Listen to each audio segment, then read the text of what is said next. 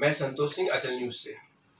आज मैं समाजवादी पार्टी जिला कार्यालय भोपाल में बैठा हूँ, जहाँ पे समाजवादी पार्टी के प्रदेश प्रवक्ता श्री एस भारती जी मेरे साथ हैं। आज मैं चुनाव को लेकर उनको चर्चा करूँगा उनके साथ कि समाजवादी पार्टी क्या पूरे 28 विधानसभा सीटों पर चुनाव लड़ा रही है। समाजवादी पार्टी उपचुनाव लड़ रही है और 28 में से 14 सीटों पे हमारे प्रत्याशी काम कर रहे हैं और जनता से अपना आशीर्वाद प्राप्त कर रहे हैं।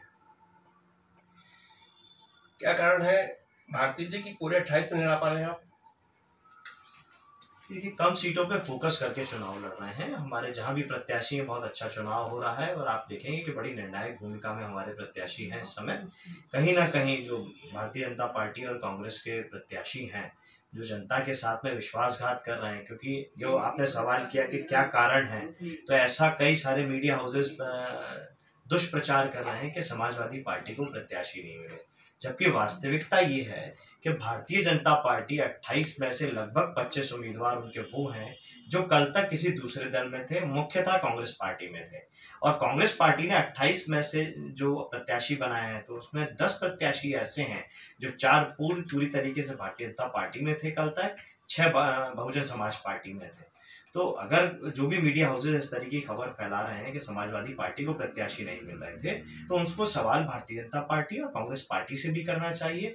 मुझे ऐसा लगता है कि मीडिया हाउसेज ने अपनी गैर जिम्मेदाराना चीजें दिखाते हुए मध्य प्रदेश की जनता को जो वोट डालती है उसको लोकतांत्रिक व्यवस्था से दूर कर दिया है और केवल 2 पार्टी सिस्टम बना के रखा है कि आपको 2 ही पार्टियों में से कोई विकल्प चुनना है, या तो कांग्रेस को चुनिए या भारतीय जनता पार्टी को चुनिए। तो मुझे लगता है कि उनका लोकतांत्रिक अधिकार छीना जा रहा है, उनके वोट का जो अधिकार है वो छीना जा रहा है कि वोट अगर डालें तो किसी 2 को डालें।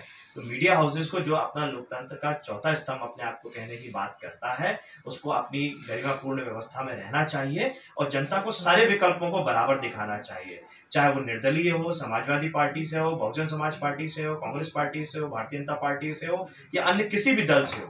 निष्पक्ष होकर सारे प्रत्याशियों के बारे में खबर दिखानी चाहिए। भाजपा और कांग्रेस तक सीमित होकर के मीडिया हाउसेस को नहीं रहना चाहिए, मेरा आग्रह भी है और वोटरों से भी निवेदन है कि वो इस भ्रमित प्रचार से भी बाहर आए ताकि मध्य प्रदेश का विकास हो सके और इस 2 पार्टी सिस्टम से मध्य प्रदेश की जनता बाहर आ सके। जैसे आपने अभी बताया कि लोकतांत्रिक प्रक्रिया, तो मैं ये जानना चाहता हूँ कि मध्य प्रदेश में जो चुनाव लड़ रही है आपकी पार्टी, वो किसके नेतृत्व में लड़ रही है?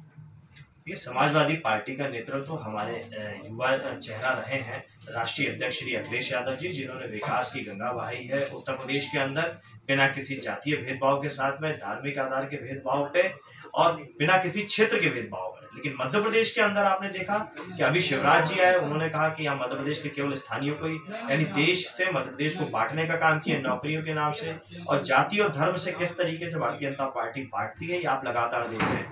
कांग्रेस पार्टी ने 27% ओबीसी आरक्षण का वादा किया था, लेकिन उसकी वादा खिलाफी उन्होंने भी उसी तरीके से करी जिस तरीके से अभी भारतीय जनता पार्टी करती रही है। तो मुझे लगता है जिस तरीके से भारतीय जनता पार्टी काम कर रही है उस तरीके से कांग्रेस पार्टी काम कर रही है, क्योंकि कल तक जो भाजपाई थे आज वो कांग्रेसी है और कल तक जो कांग्रेसी थे आज वो भाजपाई है।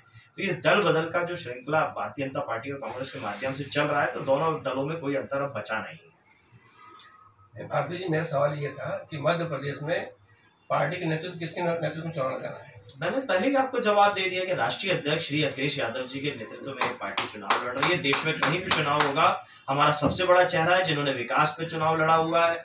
उत्तर प्रदेश का भी, देश का चुनाव भी, लोकसभा का, और अब हम मध्य प्रदेश के उपचुनाव और उत्तर प्रदेश के उपचुनाव में भी उन्हीं के चेहरे पे, उन्हीं के विकास कामों के दम पर है और समाजवादी विचारधारा की दम पर है। तो मध्य प्रदेश जो कार्यकारिणी है पूरे प्रदेश की, वो कितना सहयोग कर रही है आपका?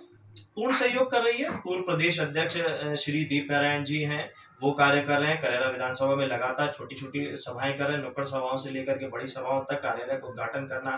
पूर्व प्रदेश अध्यक्ष अशोक सिंह जी हैं, ग्वालियर में काम कर रहे हैं, वो भी मुरैना जा रहे हैं, ग्वालियर की अन्य विधानसभाओं में काम कर रहे हैं, क्योंकि 28 में से 16 चुनाव ग्वालियर चंबल संभाग में होना है, तो पार्टी बहुत ज्यादा फोकस कर रही है। 14 विधानसभा सीटों पर किन किन सीटों पर कितने प्रत्याशी खड़े हैं, बताएंगे कौन से खड़े हैं? मैंने बताया ना, ग्वालियर चंबल संभाग की 16 सीटें हैं, तो मुख्यतः उसी सीटों पे हमारे प्रत्याशी हैं। अगर हम भोपाल से नज़दीक में बात करें तो सुर्खी है, सांची है, और फिर ग्वालियर की तरफ बढ़ेंगे तो करेरा है, पौरी है, ग्वालियर 15 विधानसभा है, अम्बा है, मुरैना की तो लगभग सभी सीटें हैं, और भिंड की 2 सीटें हैं, गोहद और महगांव। ऐसे करके 14 सीटों पे हम लोग चुनाव लड़ रहे हैं। जैसा भी आपने सुना, हम चर्चा कर रहे थे एस भारती जी से, जो प्रदेश के प्रवक्ता समाजवादी पार्टी के। इनका साफ कहना है कि मध्य प्रदेश का उपचुनाव जो है अखिलेश जी के नेतृत्व में लड़ा जा रहा है। धन्यवाद।